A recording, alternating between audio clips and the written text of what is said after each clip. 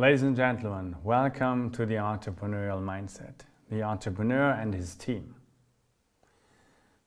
Why do people become an entrepreneur? Take the example of Mark Zuckerberg. He was studying at Harvard, he was studying successfully, I hope, and he became an entrepreneur. Why that? If you look closer into that, to understand why people become an entrepreneur, and actually this also might help you understand your own decision why you want to be an entrepreneur, you have to understand your behavior. And understanding behavior means you have to understand what builds your behavior. And in former days we thought attitudes build behavior. However, now we know that intentions build behavior. And intentions are built by attitudes, subjective norms, and self-efficacy. So let me go deeper into that.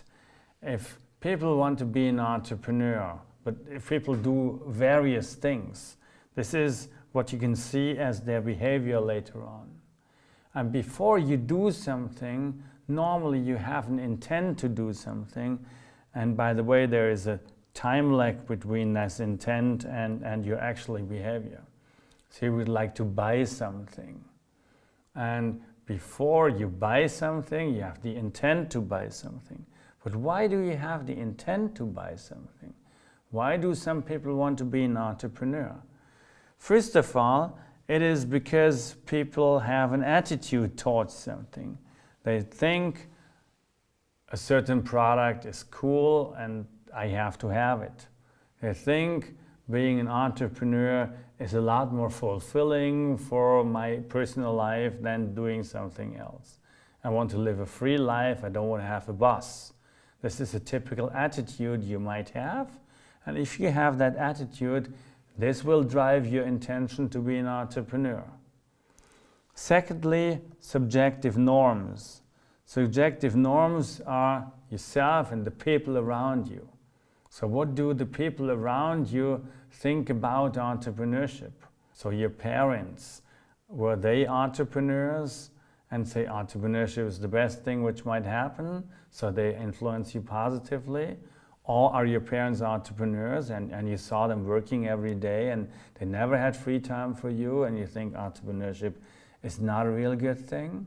So this also influences your intention. That's the second aspect. So the first aspect, second aspect.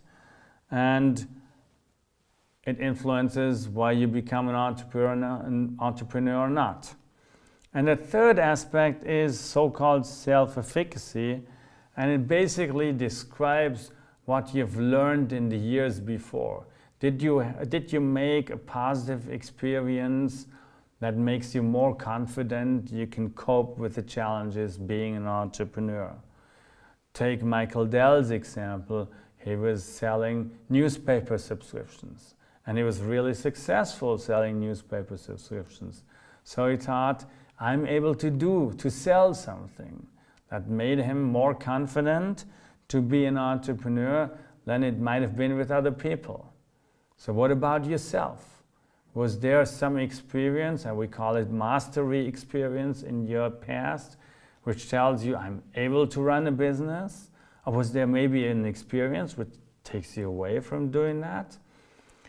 These are all things you can ask yourself. What are your personal attitudes towards entrepreneurship? How they are influenced? Secondly, what do the people around think about entrepreneurship? How much do they influence yourself? Family and friends, for example. And the third, what are your experiences from the past? And maybe if you're not sure about building your own business, you might collect experience. And this is also a way.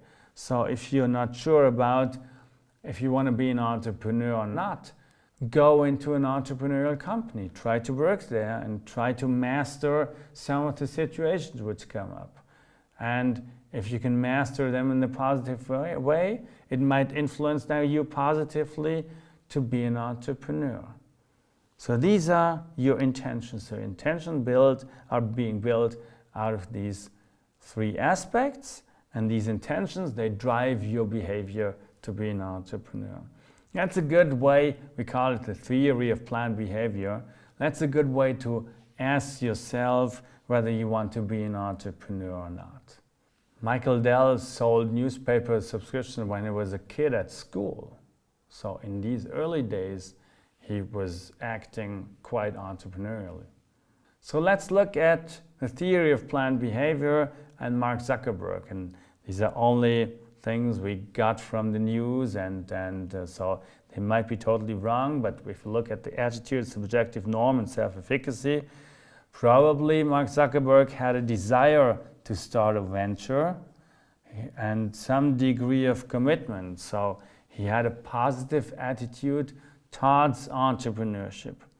Secondly, external assessment and support of his business idea. People thought, oh, that's a good idea. So friends influenced him in a positive way. Although Harvard authorities weren't so positive about starting a business in the dorm. But he was influenced in a positive way, so subjective norms pointed towards a positive intention being to be an entrepreneur. And self-efficacy, well, he was studying at Harvard University, so he probably had a degree of confidence in performing the necessary tasks. And if you look at these three aspects, they probably drove the intention, the willingness to start a venture, and that led to the foundation of Facebook. And this is again how you can also ask yourself whether you want to be an entrepreneur or not, and this will lead you further into starting a business and building your team.